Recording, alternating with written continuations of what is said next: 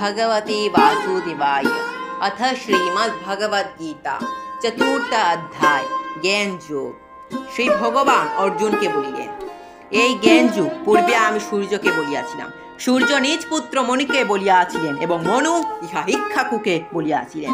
পরম্পরাক্রমে রাজর্ষিগণ এই জ্ঞান লাভ করিলেন, কালক্রমে ইহা নষ্ট হইয়া গেল।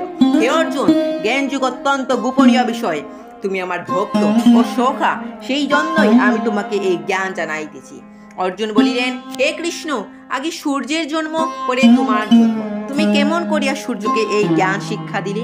শ্রীকৃষ্ণ বলিলেন, হে অর্জুন, তোমার এবং আমার বহু জন্ম থেকে হইয়া আছে, আমার মনে আছে, কিন্তু সেই সকল তোমার মনে নাই।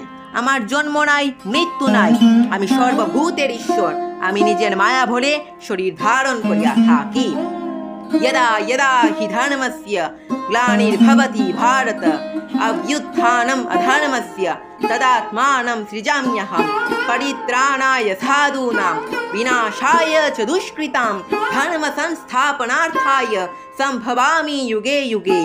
পৃথিবীতে যখন ওই ধর্মের গ্লানি হয় এবং পাপ বৃদ্ধি পায়, তখনই আমি শরীর ধারণ করিয়া পৃথিবীতে অবতীর্ণ হই।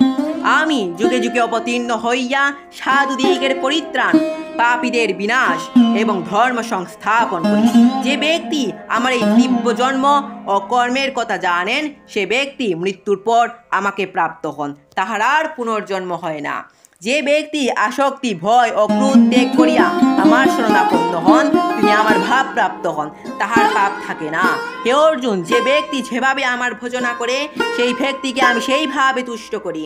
যে ব্যক্তি দেবতার পূজা করিয়া সিদ্ধি লাভ করিতে চায়, সে তাহা দ্বারাই সিদ্ধি লাভ করে, কিন্তু সেই ব্যক্তি মুক্তি লাভ করিতে পারে না। আমি গুণ ও কর্ম অনুসারে ব্রাহ্মণ, ক্ষত্রিয়, বৈশ্য, শূদ্র এই চারি বর্ণ সৃষ্টি করিয়াছি, কিন্তু আমাকে অকর্তা ও অভ্যয় বলিয়াই জানিও।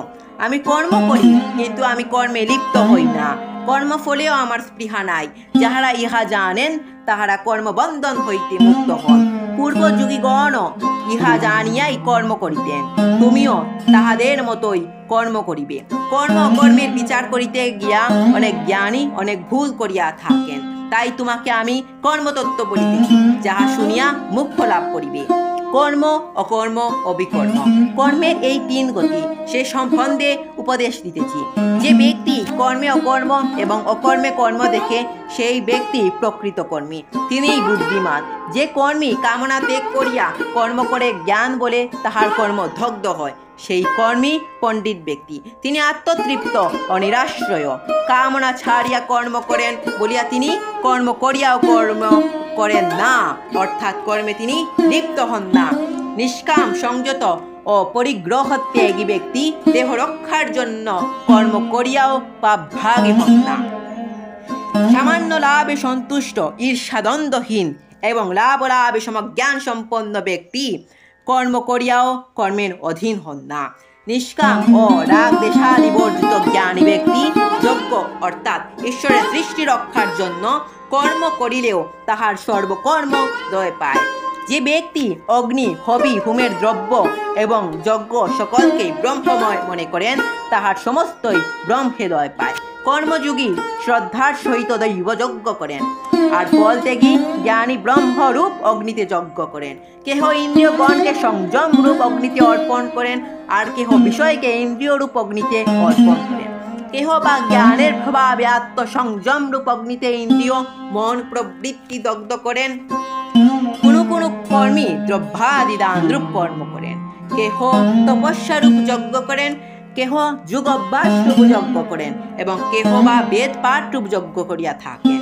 কেহ প্রাণবায়ুতে অপান বায়ু এবং অপান বায়ুতে প্রাণবায়ু রুদ্ধ করিয়া প্রাণায়াম অভ্যাস করেন এবং তাহা দ্বারাই ব্রহ্মের আরাধনা করেন। কোন মিতাহারী ব্যক্তি প্রাণেই প্রাণাহুতি দেন। এই যজ্ঞবিদগণ সকলেই যজ্ঞ দ্বারাই পাপ মুক্ত হন। যজ্ঞের শেষ অমৃত ভোজন করিয়া সেই যজ্ঞবিদ ব্যক্তি অন্তিমে ব্রহ্ম লাভ করেন। বেদে বহু যজ্ঞের বর্ণনা আছে, সেই সকল যজ্ঞে কর্মজনিত, ইহা জানিয়া মুক্ত হওয়া যায়। হে অর্জুন, দ্রব্যযজ্ঞ হইতে জ্ঞান যজ্ঞ বড়, জ্ঞানের দ্বারাই কর্মের শেষ হয়। তুমি প্রণাম সেবা ও প্রশ্ন জিজ্ঞাসা করিলে তত্ত্বজ্ঞানী ব্যক্তি তোমাকে জ্ঞান উপদেশ দিবেন। সেই জ্ঞান লাভ করিয়া তোমার মোহ দূর হইবে।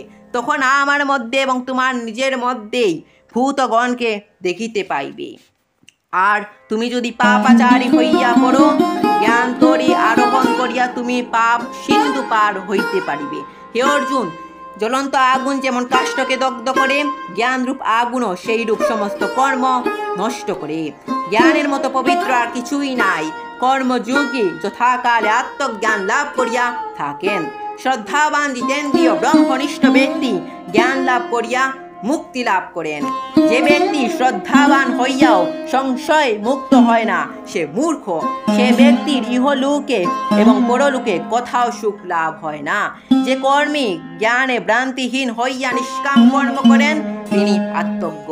তিনি কর্ম করিলেও কর্মে আবদ্ধ হন না। হে অর্জুন, জ্ঞানরূপ অস্ত্রের দ্বারা অজ্ঞানরূপ সন্দেহ দূর করো। কর্মযোগ অর্থাৎ নিষ্কাম কর্ম আশ্রয় করো। তুমি উঠো, যুদ্ধ করো। নমস্কার, আমি শান্ত শর্মা। আজকের ভিডিওতে আমি শ্রীমদ্ ভগবদ গীতার 4th অধ্যায় জ্ঞানযোগ, এই অধ্যায়ের শ্লোক সংখ্যার বাংলা অনুবাদ পাঠ করেছি।